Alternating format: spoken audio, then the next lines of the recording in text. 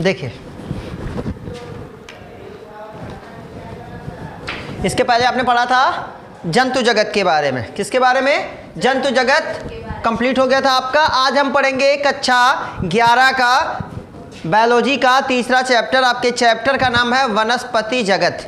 ठीक है, इसके पहले पिछले वीडियो में आपने ये पढ़ा था, जब मैंने आपको कक्षा 11 का पढ़ाया था तो आपने पढ़ा था कि आर.एच. विटेकर ने सन 1969 में जीवों को 5 जगतों में बांटा था, जिसमें कौन था? मोनेरा, पादप, कवक और जंतु।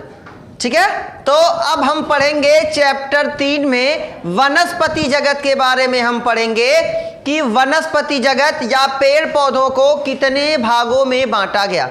ठीक है, तो पौधों को भी कितने भागों में बांटा गया? 5 जगत में बांटा गया। जैसे हमने ये पढ़ा था कि किस आधार पे जंतुओं को या फिर है ना सभी जीवों को किस आधार पे एक दूसरे से अलग किया गया। जैसे कोई कोशिका संगठन के आधार पे था, कोई पोषण के आधार पे था, कोई शरीर की बनावट के आधार पे था, कोई आवास के आधार पे था, कोई पोषण करने की विधि के आधार पे था।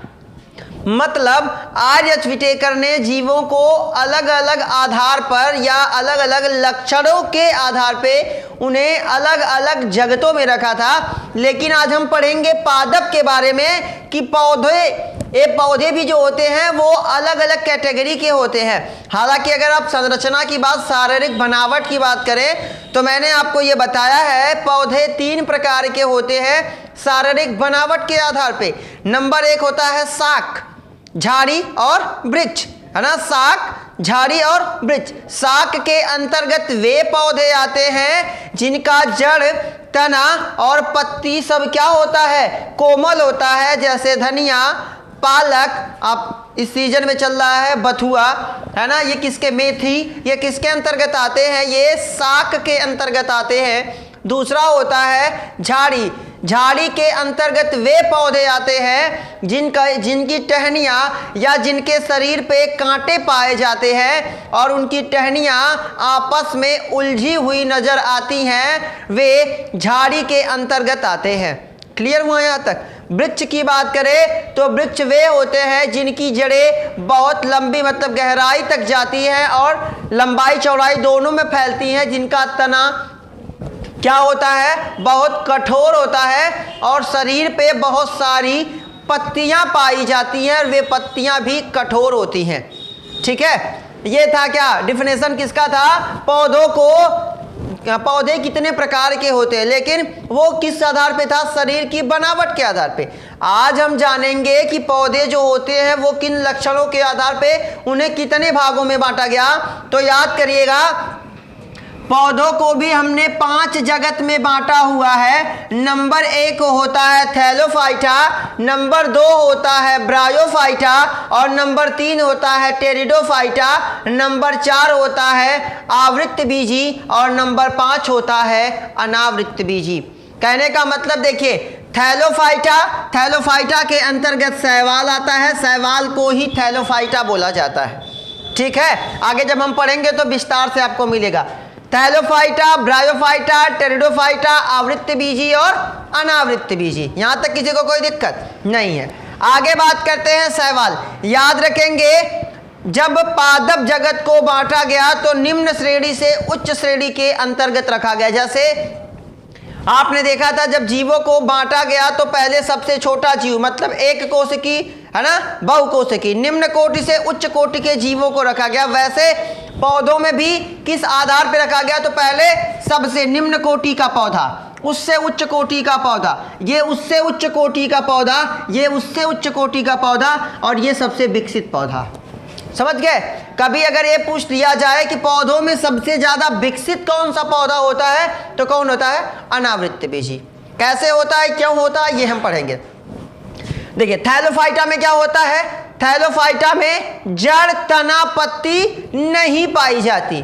ध्यान रखेंगे, थैलोफाइटा एकदम उदाहरण के तौर पे समझें। आप दीवाल वगैरह के ऊपर देखते हैं ना, काई लग जाती है या पानी वगैरह में देखते हैं हरे हरे रंग का होता है, वो क्या है? वो शैवाल है। ना उसमें जड़ पाई जाती है, ना उसमें तना पाया जाता है, ना उसमें पत्ती पाई जाती है। ये किसकी पहचान है? शैवाल, जिसे थैलोफाइटा कहा जाता है। तो ना इसमें जड़ पाई जाती है, ना इसमें तना पाया जाता है, ना इसमें पत्ती पाई जाती है। अब बात आएगी भैया कि जब इसमें जड़ भी नहीं है, तना भी नहीं है, पत्ती भी नहीं है, तो इसे पौधे के अंतर्गत क्यों रखा गया? क्योंकि इसमें क्या पाया जाता है? क्लोरोफिल पाया जाता है। क्या पाया जाता है? क्लोरोफिल।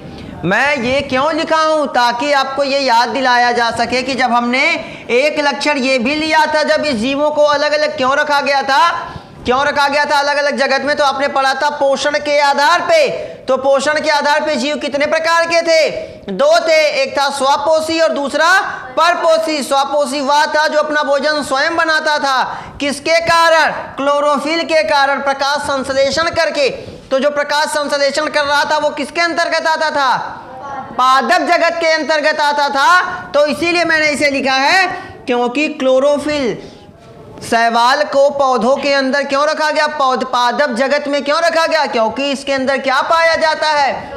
क्लोरोफिल। और जिसके अंदर क्लोरोफिल पाया जाएगा वो प्रकाश संश्लेषण करके अपना भोजन स्वयं बनाएगा। हम जानते हैं जो अपना भोजन स्वयं बनाएगा वो क्या होगा? पादप होगा, या उसे स्वपोषी बोला जाएगा। तो पूरी पृथ्वी पर स्वपोषी केवल पेड़ पौधे ही तो है ना। तो ये अपना भोजन स्वयं बनाता था, इसीलिए इसे किस में रख दिया गया? थैलोफाइटा में या शैवाल जगत में रख दिया गया।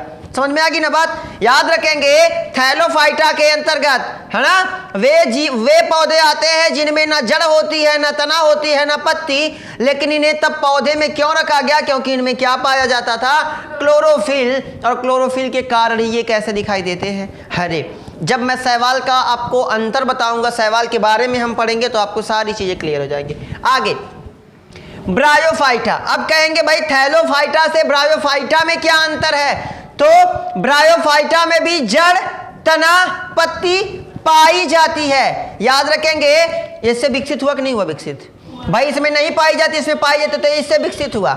अब याद रखेंगे ब्रायोफाइटा में जड़ भी पाई जाती है, तना भी पाया जाता है, पत्ती।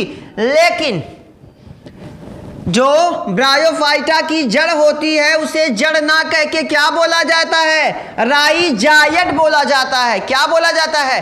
राइजाइड बोला जाता है। याद रखेंगे ब्रायोफाइटा अगर कहीं दे दिया राइजाइड से आप क्या समझते? तो आप कहेंगे कि ब्रायोफाइटा की जड़ को राइजाइड के नाम से जाना जाता है। इसका मतलब अगर पूछेगा राइजाइड पर टिप्पणी कीजिए, तो आप कहेंगे राइजाइड क्या होता था? ब्रायोफाइटा में पौधों की जड़ को क्या बोलते हैं? हम राइजाइड बोलते हैं। समझ गए? आगे तना पाया जाता है, पत्ती। इसकी जो पत्ती होती है वो थैलस नुमा होती है। इसको रखने का मेन, अब इसे पादप जगत में रखने का मेन कारण क्या था? इसमें जड़ पाई गई और पत्ती जो पाई गई वो कैसी थी? थैलस नुमा, थैले के जैसी, ऐसे गोल सी संरचना। जैसे कली निकल जाती है, जब हम पढ़ रहे थे पुनरुद्भवन पढ़ रहे थे, हाइड्रा के शरीर से कली निकलती थी ना, वैसे ही थैलस की नुमा पत्ती इसकी होती है। तो समझ में आ गया? ब्रायोफाइटा में, थैलोफाइटा में जड़, तना, पत्ती नहीं पाई जाती, लेकिन क्लोरोफिल पाया जाता है। ब्रायोफाइटा में जड़ को राइजाइड बोलते हैं, तना पाया जाता है, पत्ती पाया जाता है, जड़ पाया जाता है। जड़ को राइजाइड कहते हैं, तना को कुछ नहीं, तना को तना कहते हैं, और पत्ती को क्या कहते हैं? थैलस कहते हैं। क्लियर हुआ ना यहां तक? आगे बात करते हैं टेरिडोफाइट में। अब ब्रायोफाइट से टेरिडोफाइट कैसे अलग है? तो टेरिडोफाइट में जड़ भी पाई जाती है, तना भी पाई जाती है और पत्ती भी पाई जाती है, लेकिन बीज नहीं पाया जाता। इनसे विकसित हुआ कि नहीं विकसित हुआ? यहां तक बीज का कोई मतलब नहीं। इसमें जड़, तना, पत्ती नहीं है, इसमें जड़, तना, पत्ती है, लेकिन बीज, है ना, बीज का भी तो पैदा नहीं, इसमें है कोई लक्षण ही नहीं बीज का। इसमें जड़, तना, पत्ती भी है, लेकिन बीज नहीं है। यहां तक समझ में आ गया? आगे आवृत्त बीजी। अब देखो आवृत्त बीजी, आवृत्त का मतलब, हाँ, आवृत्त का मतलब बीज ढका हुआ, ढका हुआ नहीं, ठीक है। आवृत्त बीजी जिसमें जड़, तना, पत्ती पाई जाती है, जिसमें जड़, तना, पत्ती पाई जाती है, उसे हम क्या बोलते हैं? ठीक है, आवृत्त बीजी। आवृत्त माने क्या होता है भाई? आवृत्त का मतलब होता है ढका हुआ। क्या होता है? आवृत्त का मतलब क्या होता है? ढका हुआ। तो ऐसा पौधा या वे पौधे जिसमें जड़, तना, पत्ती पाई जाती है लेकिन बीज उसका क्या होता है? ढका हुआ। हालांकि सबसे डेवलप यही होता है, इसको यहां लिखना चाहिए था, इसे यहां लिखना चाहिए था, ठीक है? ये यहां होगा और ये वाला यहां। क्यों होगा? देखिए, क्योंकि ये इससे ज्यादा डेवलप है। सबसे ज्यादा डेवलप कौन होगा? आवृत्त बीजी होगा, क्योंकि इसको उल्टा लिख दिया गया है, थोड़ा सा समझ जाइएगा, ठीक है? अनावृत्त बीजी। अब ये देखिए, टेरिडोफाइटा के बाद क्या आएगा? अनावृत्त बीजी। क्यों आएगा? अनावृत्त बीजी के अंतर्गत वे पौधे आते हैं जिसमें जड़, तना, पत्ती तो पाई जाती है लेकिन बीज ढका हुआ नहीं होता। एक चीज कम होती है, देखिए टेरिडोफाइटा में बीज नहीं पाया जाता, अनावृत्त बीजी में बीज पाया जाता है लेकिन ढका हुआ नहीं होता। आवृत्त बीजी में बीज भी पाया जाता है और वो ढका हुआ भी होता है। तो सबसे ज्यादा डेवलप कौन होता है? आवृत्त बीजी। पौधों में सबसे ज्यादा विकसित कौन सा पौधा है? आवृत्त बीजी, जिसका बीज क्या होता है? ढका हुआ।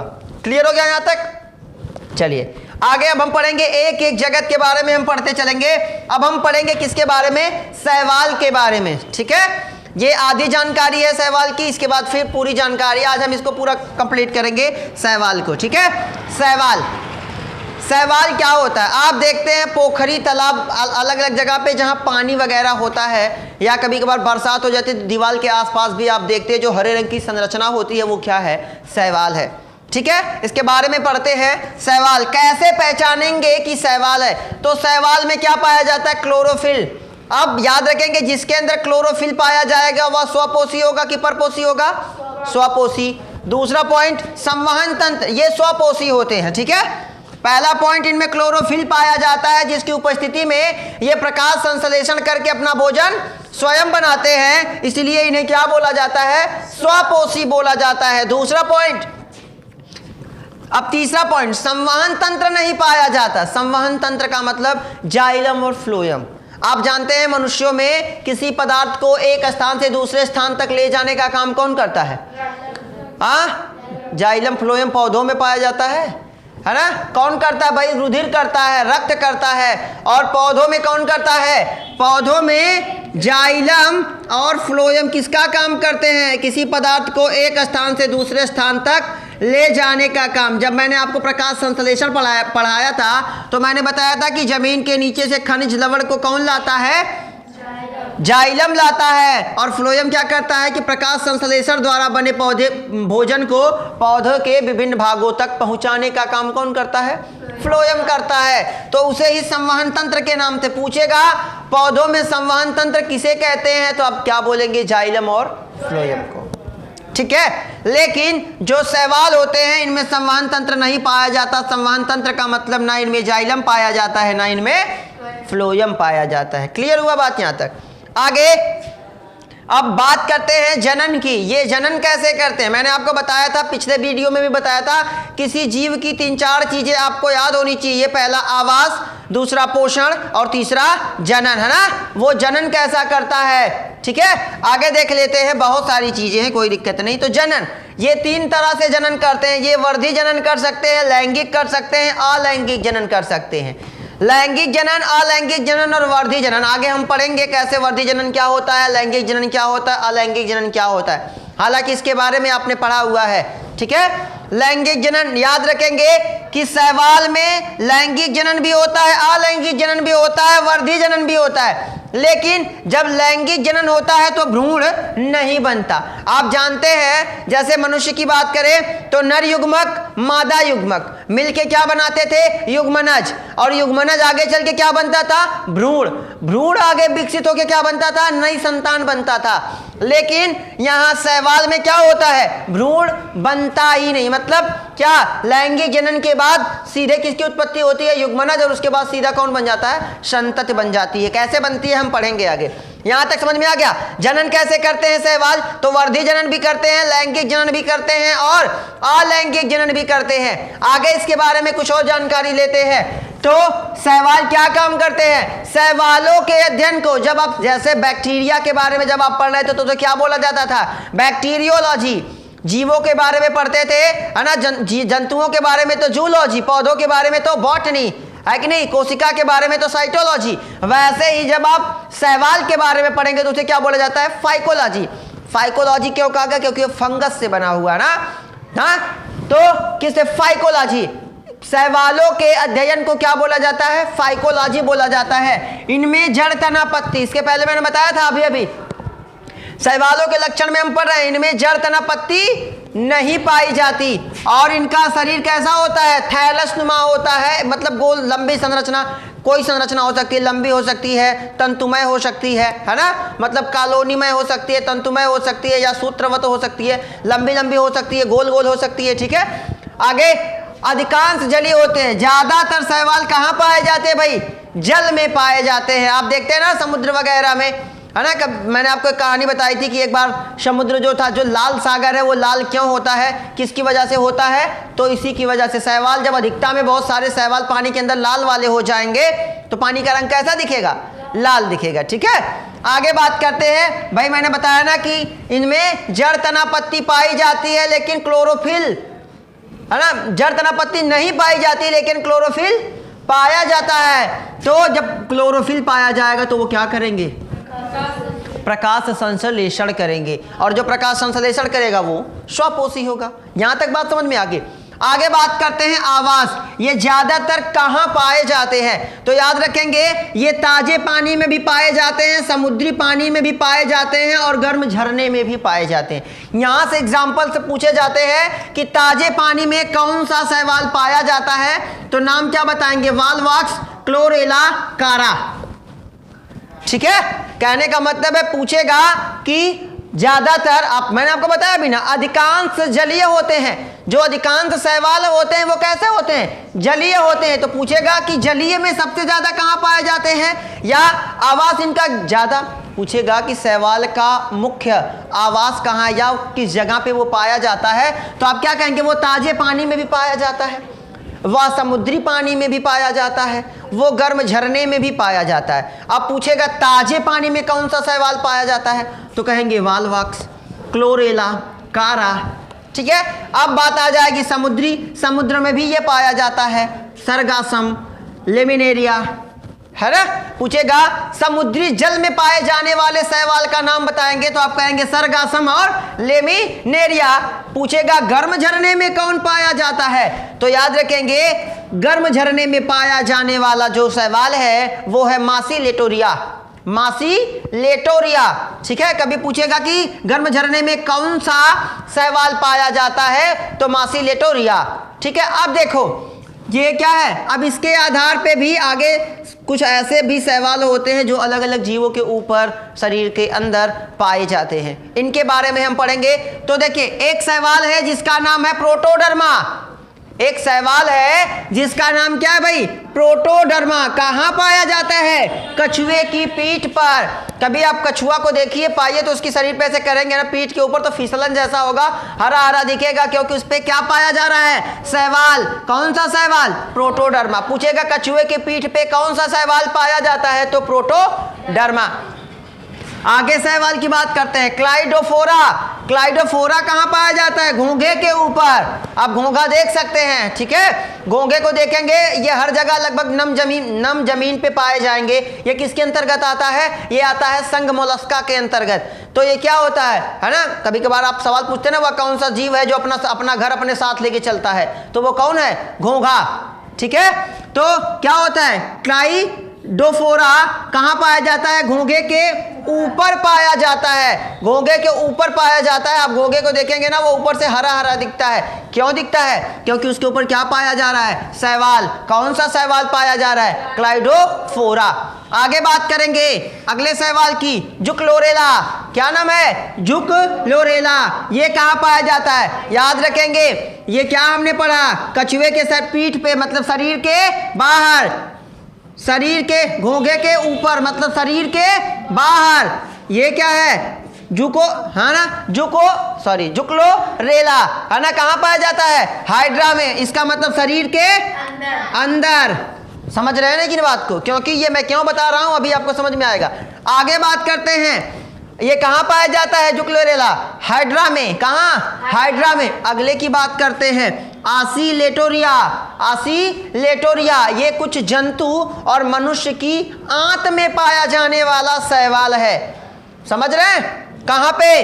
ऑसिलेटोरिया कुछ जंतुओं में और मनुष्य की आंत में पाया जाने वाला शैवाल है। याद रखेंगे, कुछ चीजें मैंने ये नीचे इसलिए लिखा ताकि मैं आपको समझा सकूं। कभी पूछेगा एक एपिजोइक शैवाल का नाम बताएं। एक होता है एपिजोइक और दूसरा होता है एंडोजोइक। तो जो शरीर के बाहर होता है उसे क्या बोलेंगे? उसे बोलेंगे एपिजोइक।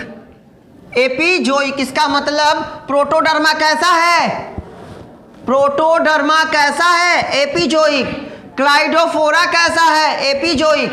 ठीक है। जुक्लोरेला कैसा है? एंडोजोइक। कैसा है?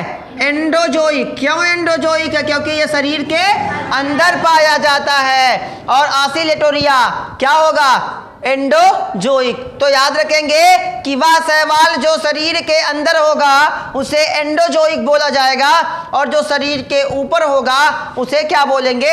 एपिजोइक बोलेंगे। अब हम बात करेंगे कि कैसे जनन करता है ये। ठीक है, इसके बारे में पढ़ेंगे, संरचना के बारे में पढ़ेंगे। इसको नोट कीजिए, फटाक से बताता हूं।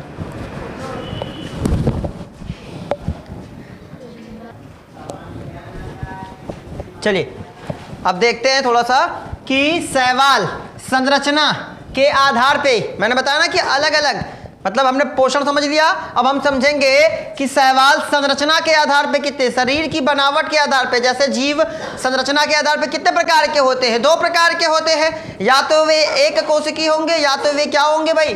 बहुकोशिकी होंगे। वैसे ही शैवाल एक कोशिकी भी होते हैं और बहुकोशिकी भी होते हैं। अब बात करेंगे हम एक कोशिकी शैवाल।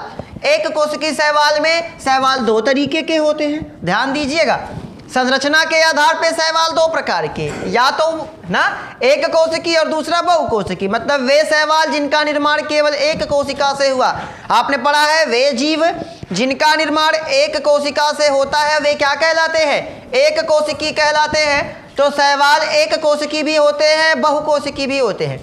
अब आपसे कहेगा एक कोशिकी शैवाल, तो आप कहेंगे एक कोशिकी शैवाल के अंतर्गत 2 शैवाल आते हैं। एक वे होते हैं जो चल होते हैं, मतलब एक जगह से दूसरी जगह जा सकते हैं। क्यों जा सकते हैं? क्योंकि उनमें क्या पाई जाती है?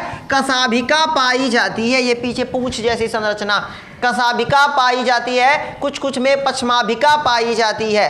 ठीक है, तो कशाभिका पाई जाती है। तो पूछेगा चल, एक चल शैवाल का नाम बताएं, तो तुरंत बताएंगे क्या? क्लैमाइडोमोनास। क्या बताएंगे? क्लैमाइडोमोनास। ये कैसा होता है? देखिए यहां 2 सवाल। एक चल शैवाल का नाम बताएंगे तो क्लैमाइडोमोनास, एक कोशिकी शैवाल का नाम बताएंगे तो क्या आएगा? क्लैमाइडोमोनास। क्योंकि एक कोशिकी के अंतर्गत 2 कैटेगरी, चल और अचल। जो स्थिर, जो चलते हैं, जो स्थिर रहते हैं। तो चलने वाले में कौन है? क्लैमाइडोमोनास। लेकिन किसके अंतर्गत आ रहा है वो? एक कोशिकी। तो यहाँ 2 क्वेश्चन बन रहा है। पहला एक कोशिकी शैवाल का नाम बताएं तो क्लैमाइडोमोनास, और दूसरा क्लोरेला को भी आप बता सकते हैं। ऐसा नहीं कि केवल आप क्लैमाइडोमोनास, क्लोरेला को भी आप बता सकते हैं। लेकिन अगर ये पूछ दिया एक चल एक कोशिकी शैवाल का नाम बताएं, तब क्या बताएंगे? क्लैमाइडोमोनास। ये क्लोरेला तब नहीं बताएंगे। अब दूसरा पॉइंट, अगर ये पूछेगा एक अचल, मतलब चलने वाले नहीं, स्थिर शैवाल का नाम बताएं, तब आप क्या बताएंगे? क्लोरेला। समझ में आ गई ना बात? यहां तक। आगे बात करते हैं बहुकोशिकी की। ये तो एक कोशिकी का ठहरा। दूसरा बहुकोशिकी, वे शैवाल जिनका निर्माण बहुत सारी कोशिकाओं से हुआ है। वे कैसे होते हैं? तो उसमें भी 2 कैटेगरी होती है। एक होता है निर्वाही। निर्वाही का मतलब जो एक जगह बहुत सारे ग्रुप में रहते हैं उसे क्या बोलते हैं? निर्वाही बोलते हैं। जिसे मैंने लिखा हुआ है समूह वाले। एग्जाम्पल पूछेगा कि एक निर्वाही, अगर देखो पूछेगा एक निर्वाही शैवाल का नाम, तो निर्वाही कैसे होते हैं? बहुकोशिकी। अगर पूछेगा एक बहुकोशिकी शैवाल का नाम, तो क्या बताएंगे? वाल्वाक्स। बता देंगे कि नहीं? वाल्वाक्स। और दूसरा Spirogyra. Spirogyra Volvox, Volvox Spirogyra. ये किसके अंतर्गत आएंगे? बहुकोशिकी। लेकिन अगर इसमें पूछेगा कि एक निर्वाही शैवाल का नाम बताएं, तब क्या बताएंगे? वाल्वाक्स। दूसरा क्या होता है? सूत्रवत, जो अकेला होता है, सिंगल धागे के जैसा होता है, उसे क्या, उसका एग्जाम्पल क्या है? स्पायरोगायरा। समझ रहे कि नहीं समझ रहे मेरी बात को? निर्वाही जो ग्रुप में रहते हैं, तो ग्रुप वाले का उदाहरण क्या है? देखिए निर्वाही का मतलब कॉलोनी, जैसे घर नहीं देखते हैं, नहीं कहते ये फला मोहल्ला, ये फला मोहल्ला, तो कई लोग ग्रुप में रहते हैं ना, तो वो कॉलोनी हो गया। तो जो कॉलोनी, ऐसे सहवाल जो ग्रुप में रहते हैं वो क्या है, उसे उन्हें क्या बोलते हैं, निर्वाही सहवाल बोलते हैं। एग्जाम्पल जैसे वाल वाक्स, पूछेगा सूत्रवत, वह सहवाल जो अकेला रहता है उसे क्या बोलते हैं, सूत्रवत बोलते हैं। एग्जाम्पल क्या है, स्पायर वगैरह। आगे बात करते हैं जनन की, तो जनन कैसे करते हैं, है ना। तो ये 3 तरह के जनन मैं पहले भी बताया हूं, सहवाल 3 तरीके से जनन करते हैं, वर्धी जनन, अलैंगिक जनन और लैंगिक जनन। लेकिन मैंने ये बताया था कि लैंगिक जनन वाला जो जनन होता है उसमें किसका निर्माण नहीं होता, भ्रूण का निर्माण नहीं होता। आप नॉर्मली क्या होता है, नर युग्मक मादा युग्मक दोनों संलयित होते हैं, किसका निर्माण करते हैं, युग्मनज का। युग्मनज आगे चल के क्या बनता है, भ्रूण बनता है। भ्रूण आगे चल के क्या बनता है, संतति बनता है या नए जीव के रूप में विकास करता है। तो वर्धी जनन में, अब यहां देखिए पूछेगा कि वर्धी जनन में भैया कौन सी विधि होती है, तो विखंडन। विखंडन आप जानते हैं कि जब कोई जीव अपने ही शरीर के केंद्रक को 2 भागों में क्या करता है, तोड़ देता है और धीरे धीरे वो आगे चल के क्या होते हैं, अलग हो जाते हैं और अलग अलग जीव के रूप में विकास करते हैं, तो उस विधि को क्या बोला जाता था भाई, विखंडन बोला जाता था। पढ़े कि नहीं पढ़े। तो वर्धी जनन में किस सहवाल कौन सा जनन करते हैं, विखंडन वाला, समझ गए। अलैंगिक जनन, अलैंगिक जनन किसके द्वारा होता है, स्पोर के द्वारा, बीजाणु के द्वारा। किस बीजाणु के द्वारा, चल बीजाणु के द्वारा। अब ये बीजाणु चल कैसे होता है, क्योंकि उनके पीछे क्या पाई जाती है, फ्लैजिला पाई जाती है, जैसे यहां बताया था ना कसाबिका, तो क्या पाई जाती है, अलैंगिक जनन। पूछेगा सहवाल अलैंगिक जनन कैसे करता है, तो आप कहेंगे किसके द्वारा, चल बीजाणु के द्वारा। तो चल बीजाणु, क्यों वो बीजाणु चल होता है, क्योंकि उसमें क्या पाई जाती है, फ्लैजिला पाई जाती है, जिसकी वजह से वह बीजाणु क्या करता है, गति करता है। पूछेगा वह कौन सा सहवाल है जो क्या करता है, अलैंगिक जनन करता है, तो आप क्या बोलेंगे, यूलोथ्रिक्स। क्या बोलेंगे, यूलोथ्रिक्स। समझ में आ गई बात है यहां तक। आगे बात करते हैं लैंगिक जनन। लैंगिक जनन तो करता है लेकिन भ्रूण नहीं बनता। याद रखेंगे, युग्मक के बनने के आधार पे, ये समझ में आ गया ना, लैंगिक अलैंगिक वर्धी समझ में आ गया ना। अब देखिए युग्मक बनने के आधार पे भी सहवाल 3 कैटेगरी में होते हैं। एक होता है समयुग्मकी, मैंने आप बताया था जब 2 समान युग्मक आपस में, एक नर का एक मादा, दोनों मानव का हो, दोनों मिलेंगे तो वो समयुग्मकी। एक कुत्ते का है एक मानव का है, जैसे खच्चर कैसे पैदा हुआ, खच्चर जानते हैं क्या होता है, घोड़ा और क्या है, एक घोड़ा और गधे, दोनों का क्या है, वो हाइब्रिड वाला है, संकर दोनों के, दोनों मतलब क्या बोलते हैं, एक अगर गधा ले लिया जाए या वहाँ गधी ले लिया जाए, इधर से घोड़ा या घोड़ी ले लिया जाए, दोनों का क्रॉस करवाएंगे तो क्या पैदा होगा, खच्चर पैदा होगा। समझ रहे हैं, खच्चर के अंदर दोनों के लक्षण, घोड़ा देखने में लगता है घोड़ा है लेकिन वो क्या है, खच्चर है। वो गधे के जैसा है, ढोएंगे काम करेगा गधे जैसा और दिखेगा पूरा कैसा, घोड़े जैसा। तो आधे लोग तो खच्चर को घोड़ा समझते हैं, है ना, घोड़े खच्चर में बहुत अंतर होता है। ठीक है, आगे बात करते हैं। तो समयुग्मकी जब दोनों युग्मक समान हो, विषम युग्मकी जब दोनों अलग अलग हो, अंड युग्मकी कभी कभार पूछ देता है तो पूछेगा एक विषम युग्मकी सहवाल का नाम बताएंगे तो आप क्या बोलेंगे, क्लैमाइडोमोनास। और दूसरा अंड युग्मकी पूछेगा तो आप कहेंगे उडोगोनियम। आगे हम अगले वीडियो में पढ़ेंगे क्योंकि ये बहुत लंबा वीडियो हो जाएगा। सहवाल के प्रकार आपकी बुक का जो आपकी एनसीईआरटी बुक का दिया है, ये तीनों सहवाल के बारे में हम पढ़ेंगे।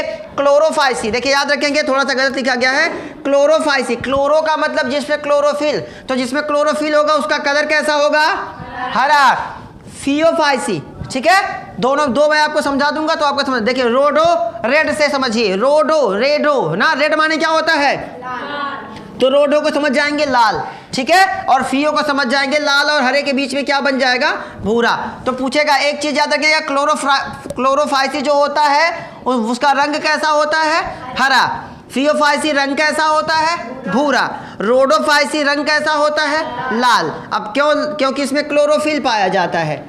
किसमें, क्लोरोफाइसी में क्लोरोफिल पाया जाता है। हालांकि क्लोरोफिल पूरे सहवाल में पाया जाता है, तो इसमें कौन सा क्लोरोफिल पाया जाएगा, तो इसमें क्लोरोफिल ए और क्लोरोफिल बी, ठीक है ना, इसमें क्लोरोफिल बी, ठीक है। इसको हम विस्तार से पढ़ेंगे, कोई दिक्कत है, ये शॉर्टकट में थोड़ा सा बता दिया। सहवाल कितने प्रकार के होते हैं, 3 प्रकार के होते हैं, क्लोरोफाइसी, फियोफाइसी और रोडोफाइसी। समझ आ गई ना यहाँ तक बातें। अगले वीडियो में हम सहवाल के बारे में पढ़ेंगे, सहवाल के प्रकार के बारे में। ये सहवाल की पूरी जानकारी हो गई, केवल आपको प्रकार बचा हुआ है, ठीक है। बेस्ट ऑफ लक, मेहनत से पढ़िए।